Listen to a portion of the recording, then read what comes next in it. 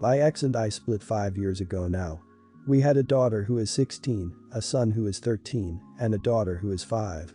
He's always been a good dad, and we split 50-50 custody, essentially the kids 1 week my house and 1 week his house.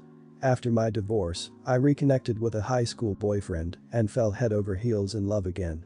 He's in the military, but hadn't had to move in years. We married 2 years ago. A year ago, he got orders to move to Texas from where we all were in California. My older 2 kids were not happy at all and didn't want to move, well the baby didn't really express a preference. I approached my ex and told him the situation. I said I know the situation screws, but we'd foot the bill to him for every trip to him on holidays, breaks, summers, etc. He blew his top and said absolutely not, I wouldn't take his kids away and said he'd see me in court. The judge ended up ruling in his favor and I was awarded summers and every other holiday. I was absolutely devastated. I moved and I've barely seen the kids since. They came at Christmas for a week and it was tense the whole time. The older kids, especially my daughter, are short with me on FaceTime while the baby gets distracted and can't chat much. My daughter has said I chose a man over her and that she wants nothing to do with me, well my son won't talk about it, but I can tell he's angry. I've asked my ex to talk to them about it and he basically said I chose to leave, it's my fault and he's not getting involved in our issues. So, let me have it redded, am I the idiot? Kinda selfish. And yes you are the idiot. You didn't ask your kids' opinion about moving, they're old enough to have that conversation. You instead decided on your own for what you wanted and when told no fought to have your way in court and lost, I'd say rightfully. You didn't ask your ex's opinion, they're his kids too, you just announced something based on what you and your husband wanted. The kids are rightfully pissed because they feel their mother abandoned them without any consideration. Yeah, you're an idiot in this. You're the idiot.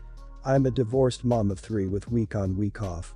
I totally get how hard it is to balance your new life with the other responsibilities of kids and co-parenting, but the kids have to come first. It's a screwy situation, but when presented with a choice of being long distance from your kids or from your husband, you should have chosen the long distance relationship with your husband. Your kids are dealing with abandonment issues and get to be upset and hurt. Whether or not you feel like it, you did choose your new husband over them.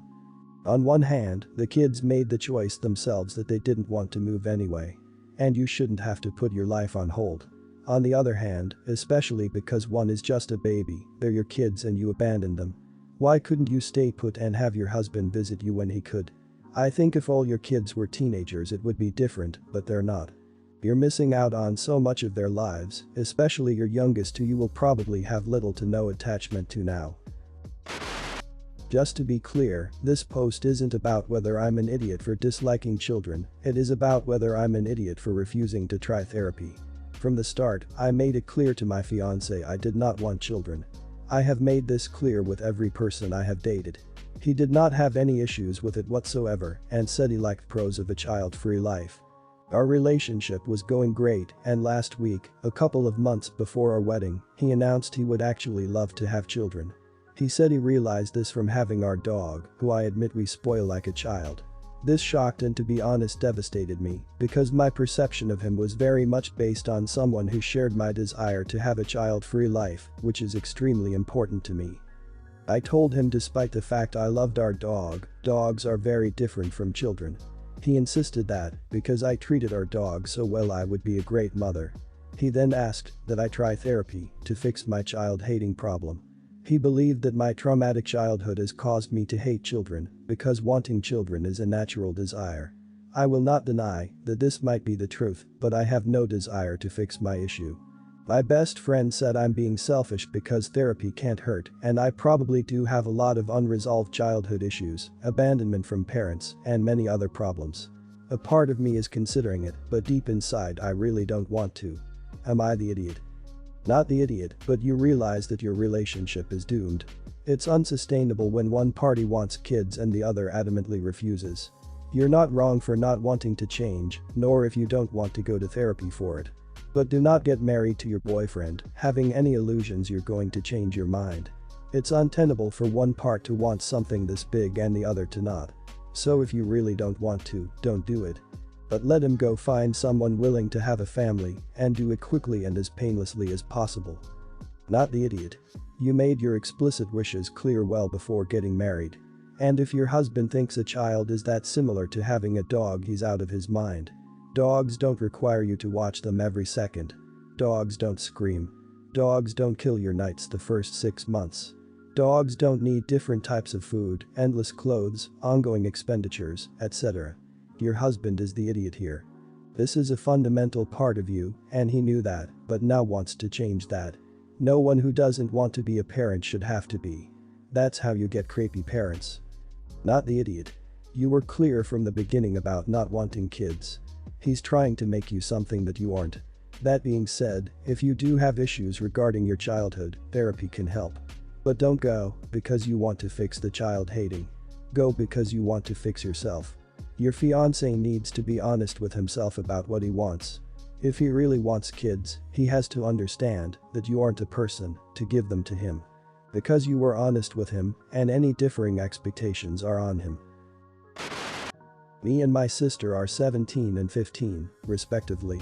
We're totally different, even though we're only 2 years apart.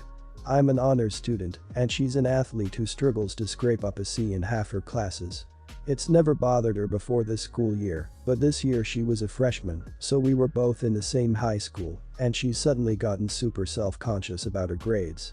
Apparently, she told my parents that she doesn't like how teachers compare her to me and hold her to high expectations because of it, which is fair. I get that. What I don't get is how my parents chose to respond to that. I guess my parents' solution to this newfound self-consciousness is to eliminate the effects of sibling rivalry by just pretending that all of my achievements don't exist and telling her that my grades are much worse than they are. For example, she got a 75 on her bio final this year. I got a 97 on that. I know I got a 97 on that because it's still in the online grades portal. But they told her I got a 75 too, even though nobody even brought up my grade to begin with. They did the same thing with the National Merit Scholarship qualifying test and other standardized tests that I took when I was her age. Their immediate response to her getting a mediocre or bad grade is to say your sister got that too.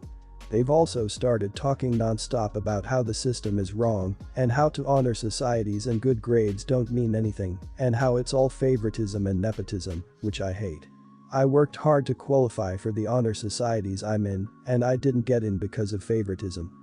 My final straw was yesterday at dinner when my sister was talking about how she did pretty badly on the Scholastic Aptitude test and how her guidance counselor told her she has to review math this summer.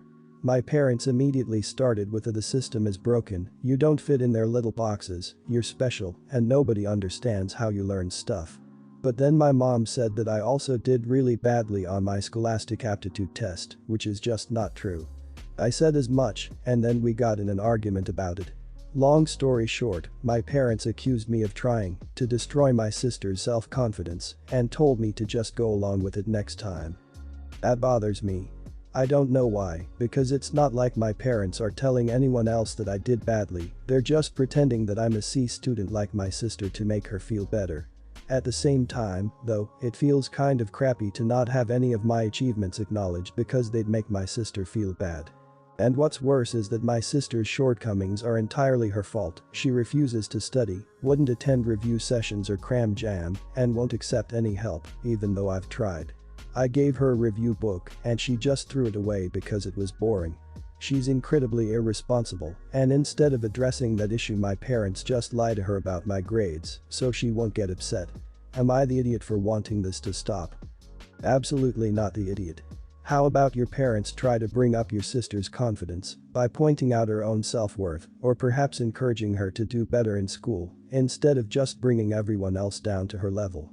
That's like the equivalent of just telling a self-conscious teenager that it's okay, everyone else is ugly too instead of you're beautiful the way you are. That's totally unacceptable of your parents, sorry you have to deal with that OP. Enjoy your accomplishments, you earned it. Not the idiot. You and your sisters are individuals with your own strengths and weaknesses. Rather than brushing off her grades and blaming the system, they should be encouraging her to work harder and do better in school. Have they not considered that diminishing the importance of your accomplishments to spare her feelings could end up making you feel the way they're trying to avoid your sister feeling? Also, congrats on making it into the honor societies, that's huge and I'm really happy for you. Not the idiot. Sounds like nepotism and favoritism, but not in the school system, but in your family system. If you were trying out for a sport and were having a hard time cause you don't have the skills, would they tell you that your sister is actually really mediocre at it too, so don't worry about it? She is her own person and she should be judged as such and given her own self-worth that is not linked to your self-worth. Your parents are discounting and dismissing your achievements for what? I can tell you it isn't helping your sister in the long run. My wife's daughter is 16, we're both in our 40s. Her daughter Ashley is from a previous relationship. My wife and I have been married 7 years and together for 10. To put it bluntly, Ashley's a huge brat.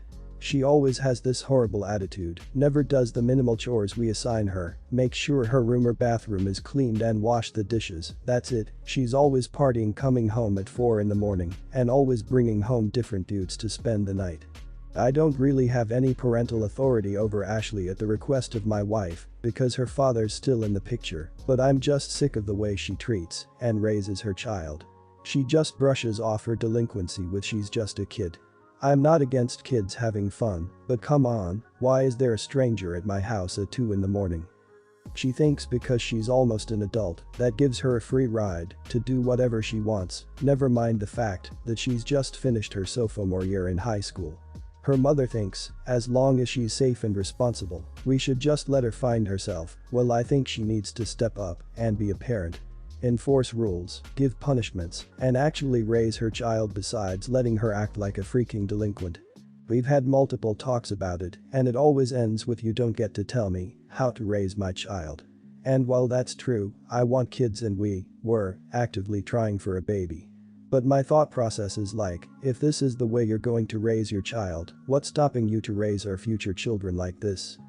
I decided I didn't want this for myself and I didn't have the right to parent her child, but I didn't want my child to be raised like this. So I talked to a divorce attorney and am probably going to proceed with a divorce. The reason why I feel like I might be an idiot is that she has no house and will probably have to move back with her parents across the country. I got a prenup because there's quite an income disparity between us. She works part-time at minimum wage, while I work at a Fortune 500. Her kid would have to uproot her life and everything she's known. And I don't hate the kid, I just think her parent is failing her right now. This is our only issue, but one that's been coming up frequently for the last year and a half. I feel like at this point, it's just a fundamental incompatibility. Am I the idiot? Not the idiot. However you say this is the only issue between you, have you considered marriage counseling or sitting down and making it clear that this issue will lead to the two of you divorce if it's not rectified? I mean, do what you gotta do, but perhaps pursue other options first before hitting her with a divorce hammer. The current dynamic is clearly not working in your relationship and your wife needs to realize that. I would personally exhaust any other available options before heading for divorce though. Not the idiot, and if you're paying the bills on a house in your name, you're kind of a puss for not putting your foot down years ago and stopping this crap. The wife probably would have respected you more if you stood your ground a little bit and put your foot down at least in regards to the house you pay for. I don't like the situation she would be in if you broke up, but this obviously is going to be a major problem down the line if you're raising your own kid. It's a crappy situation. You're the idiot, but not for wanting to leave her. You're the idiot because she's likely been like this since before you married her, and you married her anyway. My best friend was dating a woman with a kid for a while.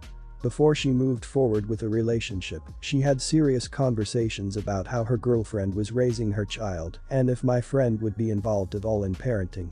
My friend really didn't like a lot of her girlfriend's parenting choices, so these things were important to her. Important enough that they actually ended up breaking up over it. My partner and I have been together for a year, and our anniversary just rolled by. In the lead up to the anniversary, I, 25, and my partner, 27, had discussed that we would delay anniversary celebration to the weekend and exchange gifts then due to my work week shifts. He asked what I wanted, and I told him straight up I either needed a new cross-stitch hoop or the new book one of my fave authors has just released. I kept my gift advice inexpensive as I know he doesn't have much money. I find extravagant gifts a waste on these occasions, and it's the thought that counts more than anything. He asked about jewelry, and I told him I didn't want any as I am really picky with jewelry. I wear my grandmother's and mum's rings for memories and love, but that's it, and my skin is hella sensitive to some metals, so if I get it wrong I turn from white female into lobster with leprosy rashes. Day rolls around and we have a dinner I made at my place and exchange gifts. He gifts me a necklace with matching earrings which caught me off guard, so I wasn't quite able to keep my initial reaction off my face. I thanked him first, then I asked him what the jewelry metal was, and he immediately goes, "You don't like it, do you?" I told him the jewelry was a lovely gesture, but I didn't think I would personally wear it, much as I hate things hanging around my neck, and I needed to know what kind of metal it was. He gets so angry and goes into a rant about how I insulted him by giving him inexpensive gift options. I dared to question him on whether or not he put thought into the metals, and he even took out a loan to buy this for me. I told him I thought it was seriously irresponsible to take out a loan for this gift, and he slammed out of my apartment, taking the gift with him, and hasn't responded to any texts or calls for the last few days. My girlfriends reckon I was harsh and ungrateful at the gesture, and I am kind of questioning that too now. Maybe I didn't handle it the best way. Am I the idiot? Hang on, what the hell? He took out a loan to buy you a present for your 1-year anniversary. That's just bad with money 101. You are so not the idiot. You told him what you wanted and why you didn't wear jewelry. Clearly, he didn't listen to you at all. I don't see anything in this post pointing to you being harsh or ungrateful. You told him it was a lovely gesture, but he knew that you're allergic to a lot of metals. He's the idiot for not listening to what you wanted and doing this grand gesture. Jesus. Not the idiot. What an insane overreaction. How dare you question the content of the metals? You insulted him by asking for inexpensive gifts. Look, I may be biased as hell because I am both an avid cross-stitcher and reader, but the gifts you requested sound lovely and like something that you'd get some use out of. He was insulted at the thought of buying gifts he could afford, but thought taking out a loan to get you something you explicitly stated you did not want was reasonable. Taking a goddamn loan out is insanely irresponsible. Not the idiot. My wife has really low-key gift requirements. To the extent of pork scratchings and breakfast blend tea bags. Whilst I would prefer to get something a bit better, I know that it's what she actually wants, so whatever else I may stumble upon myself, I ensure I actually buy what she wants. There is really no need to second guess when you're given two very clear options. Which your now former partner was. The gift upgrade was more about him than you.